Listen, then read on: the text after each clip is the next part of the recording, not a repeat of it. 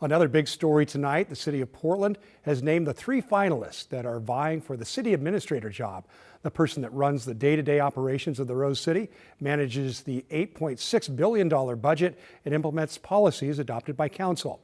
The current city administrator, Mike Jordan, is retiring after shepherding the city through the first year of Portland's new form of government. Whoever is chosen to replace him is expected to start working in January. Now, here are those finalists chosen among nearly 100 people who applied. On the left, Maurice Henderson, the second, former chief of staff to Portland Mayor Ted Wheeler. In the middle, Raymond Lee, the third, current city manager of Greeley, Colorado. And on the right, Valerie Washington, current assistant city administrator of Fort Worth, Texas. All 3 are in town this week to interview with Mayor Keith Wilson, city councilors, and union leaders. Mayor Wilson will select who he wants in the role, and that person will need to be confirmed by city council before anything becomes official.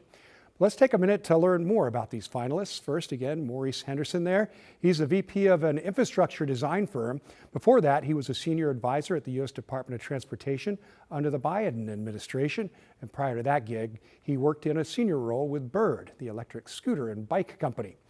But his ties to Portland stretch back to Chief Operating Officer of TriMet, Chief of Staff to former Mayor Ted Wheeler, and a leadership role at Peabody.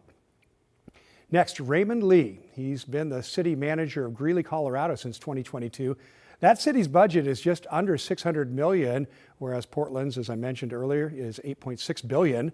Before his time in Colorado, Lee was the director of public works in Amarillo, Texas, and prior to that served in leadership positions in the city of Dallas, Texas.